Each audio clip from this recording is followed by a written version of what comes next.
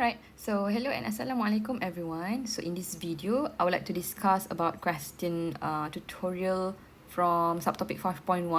Okay, so question number 5B and question number 6B. So question 5B is question involving quadratic function, right? So it's a quadratic function with a restriction, with a new domain given. Okay, so awak ada satu function, this one, and then domain dia is no longer from negative infinity to positive infinity. It is now from negative 2 until 1 only. Okay, so for this kind of function, macam mana kita nak sketch dia punya graph, alright? So first thing first, always the first step ever that you need to do is to identify the shape. Okay, so this one, the first step is shape. Okay, so kita tengok dekat depan x square kita. So in front of the x square is a positive sign. So if it is a positive sign, then the shape is going to be a smile one. Okay, so that is the first step, alright. And then for the second step, we need to find the minimum or maximum point. So in this case, it's the minimum point lah. So how in the world we can find the minimum point is we do the CTS. So kita buat CTS pada kita punya expression sekarang, pada kita punya function. Okay, so second step is CTS. Okay, so let's copy back our expression. So I have x squared plus 2x plus 3. Okay, and then untuk CTS, we need to make sure that in front of the x square, it must always be positive and 1. It cannot be other than positive and other than 1 lah. So, mesti satu sahaja dekat depan ni. This one dekat depan ni mesti satu. Okay, so sekarang memang dah satu. Alright, so let's straight away go to the CTS. So, apa yang kita nak kena buat sekarang adalah kita akan buat equal sign.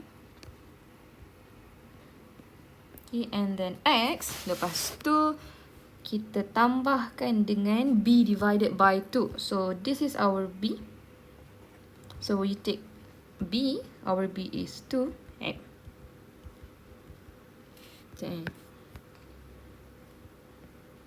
Divided by 2. Okay, and then we close bracket, buat square dekat luar.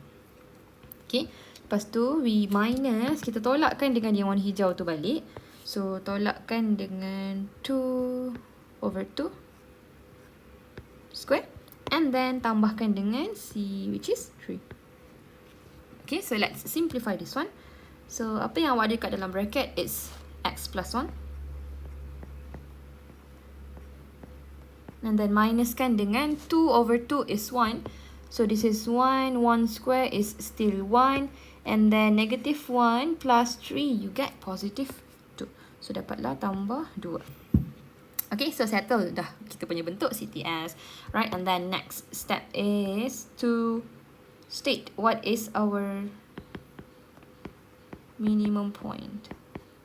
So, our minimum point is negative 1, 2.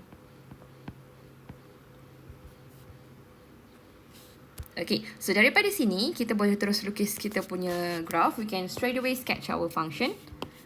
So, x-axis, sorry, this is y-axis. Then this is x-axis.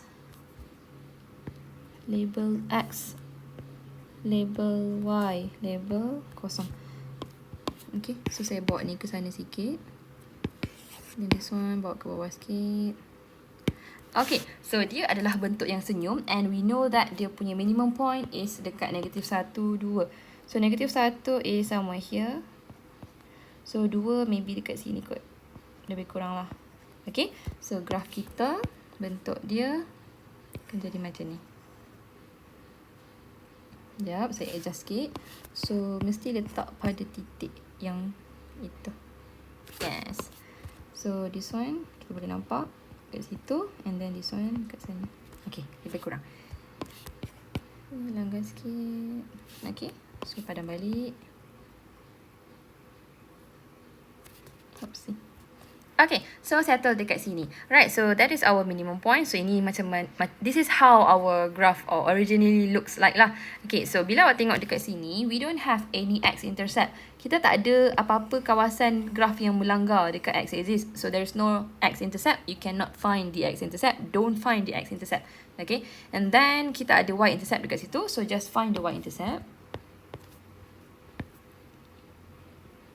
So the fourth step is finding y-intercept, which is when x is equals to 0.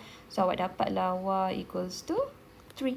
So this one over here is equals to 3.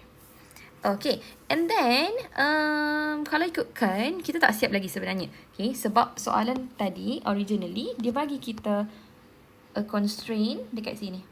Okay, so dia cakap dekat sini kita punya domain for this graph, for this quadratic is just from -2 sampai 1 sahaja. Okay, so awak kena buat lagi satu step, step number 5. We need to do a table. Okay, so masukkan segala constraint kita.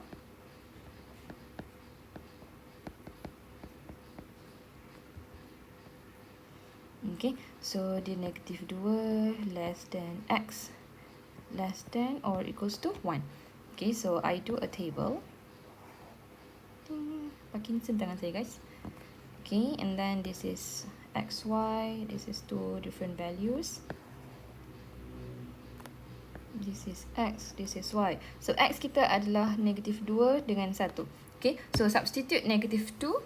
We substitute -2 and also 1 into this one. So apa nilai y yang kita dapat? So for the first one kita dapat 3. For the -2 we get 3. And for 1 we get +6. Okay, so maksudnya sekarang awak kena potong awak punya graph ni pada -2 sampai +1. So -2 kawasan dia is, this is -1, this one is -1. So -2 is gonna be on the left of -1. So maybe here, -2. Okay, and then for 1 pula, +1, wait, so saya kena panjangkan ni lagi sebenarnya. So I need to make it go ke sana lagi. This one pun sana lagi. Is it? Okay, samakan balik dia punya minimum point. Right, lebih kurang. Okay, and then kita sampai mana tadi? Sampai +1. So let's say lah +1 dekat sini. Okay, so we are going to cut our graph dekat sini up until this point only. So yang lain tu kita akan padam. So padam sampai situ. This one pun kena padam. Okay, and then don't forget dekat -2 dia adalah less than sahaja without equal sign. So maksudnya dekat sini dia jadi empty circle.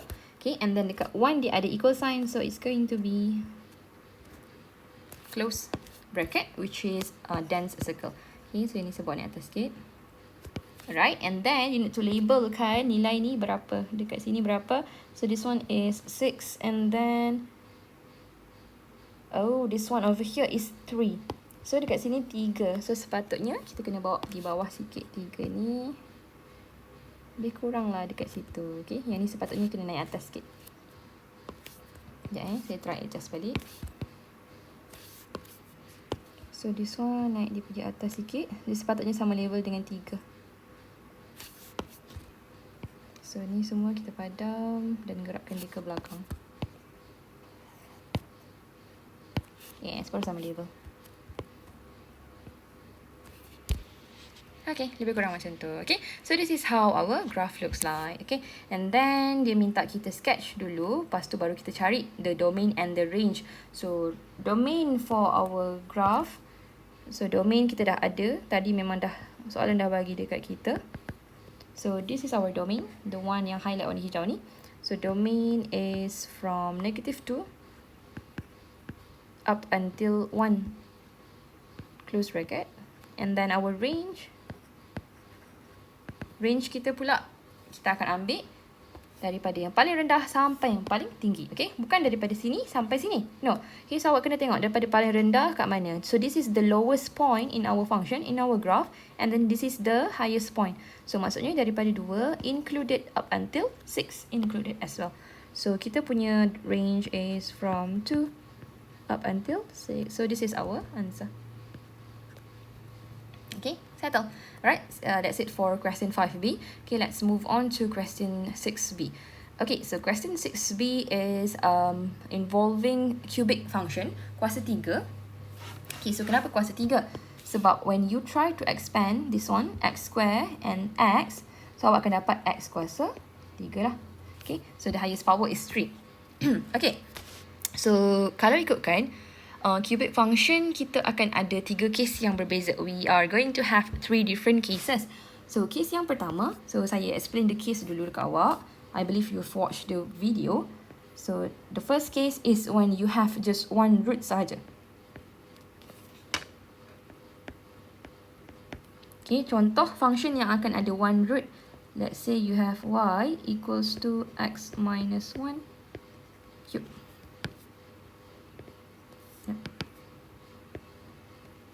Okay, ni contoh yang pertama. Ataupun awak ada let's say y equals to x cube minus 1. Ni pun contoh yang sama. Okay, so kita ada satu je root. Maksudnya dia akan ada satu sahaja intersection in between the function and the x-axis. There is only one intersection between the function and the x-axis. Okay, so kalau untuk yang ini, graph kita dia basically ada dua bentuk. So the positive part is going to be like this.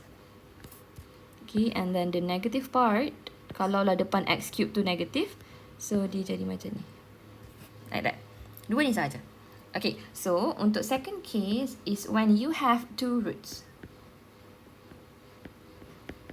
Okay, so apa maksud one root, two roots ni? Right, so kalau awak tengok dekat sini, you focus dekat x-axis. So graph kita sekarang ni, dia hanya touch the x-axis at only one point saja di sini. Okay, so that's what we call as one root. Okay, so kalau untuk two roots pula, maksudnya the graph touch the x-axis at 2 points. Dia ada 2 intersection point lah. Okay, so contoh function yang kita ada macam soalan ni. Okay, so soalan kita ni sebenarnya adalah contoh yang 2 roots. 2 roots, this is 2 roots. Okay, so itu contoh dia. Okay, so untuk graph yang macam ni, kenapa kita panggil dia ada 2 root? Sebab when we try to solve a cubic function, sama juga macam kita nak solvekan quadratic function, so kita akan buat dia equals to 0 kan. So every factor that we have, kita buat dia sama dengan kosong. So this is our first factor, x square. And then this is our second factor, x minus 1 equals to 2. So that's why lah kita akan dapat daripada sini nilai kosong. And from here you will get 1. So that's why ada 2 root sahaja, kosong dan juga 1. Okay, so untuk graph yang macam ni, dia punya bentuk akan jadi, wait, let me draw it for you. So, kejap saya lupa dah.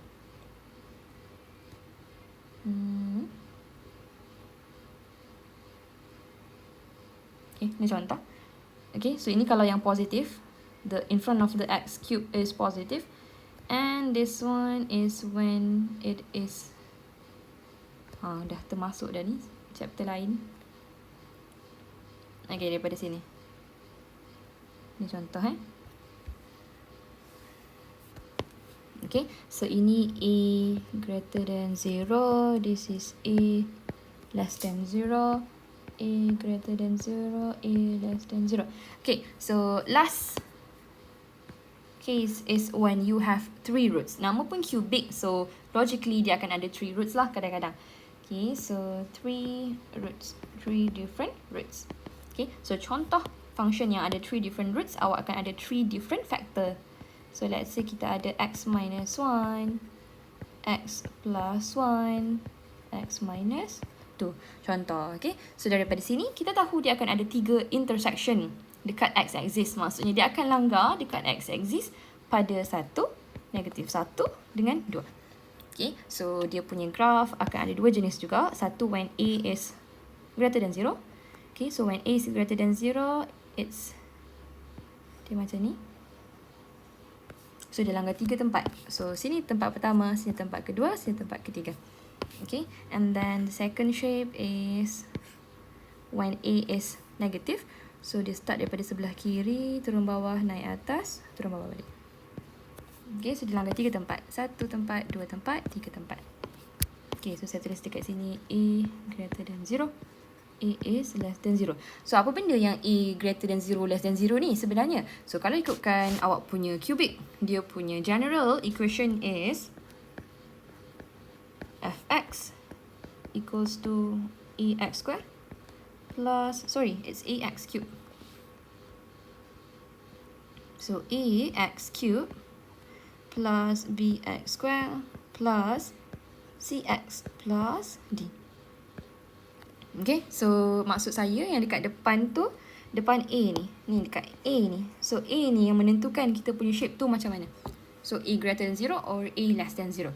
Okay, so let's continue doing this question. So, kalau ikutkan this one, dia punya case adalah case yang number 2, in which we have 2 roots. So, let me copy this one. Saya buka page baru.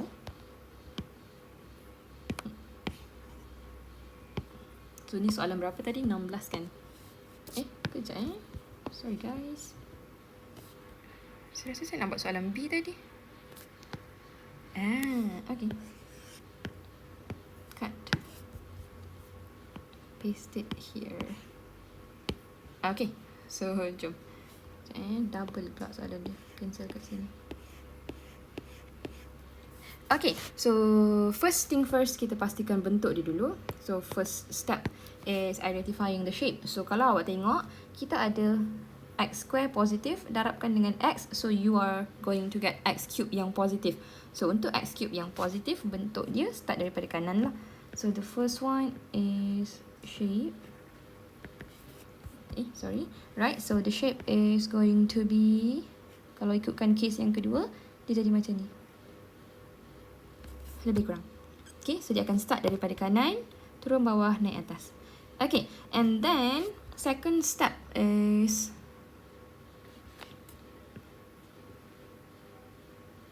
saya nak cari dia punya root dulu. I'm going to find the root first. So the roots. So how to find the roots is you take the equation, take the expression, this whole thing, and equal it to 0. Terus equalkan dengan kosong. So dapat 2x square times x minus 1 equals to 0. Okay, so kita akan ada this one. X square equals to 0, x is equals to 0. And then another one is this one. So, x minus 1 equals to 0, x is equals to 1. So, dapatlah dekat sini, kita ada dua root yang berbeza, 0 dan 1. Okay, so antara dua root ni, awak kena tentukan, you need to make sure, mana satu yang quadratic, mana satu yang linear. Okay, maksud saya adalah, bila kita tengok dekat sini, we obviously can see that this is our quadratic part.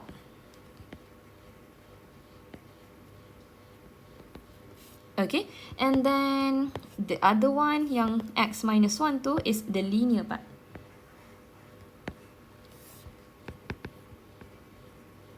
Okay, so ini adalah untuk second case. So kalau second case yang melibatkan two roots, one must be quadratic, satu tu mesti quadratic, satu lagi tu mesti jadi linear juga.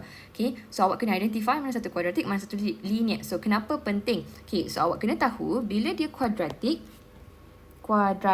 okay, ingat TIC, T-I-C, T. So dia akan turn. Dia akan patah balik, dia akan berpusing. Okay, kalau untuk linear, dia akan pass through sahaja, dia lalu je. Okay, ataupun saya tulis kat sini, lalu je. Okay, linear, lalu. L, lalu je. Okay, so apa yang saya nak buat sekarang, saya terus lukis graf. X-axis, y-axis, 0, right? And then kita labelkan kita punya roots. So I have x0 dengan 1 dekat sini. Okay, and then we know that graf kita dia akan start daripada sini kan. So dia akan start daripada kanan lah.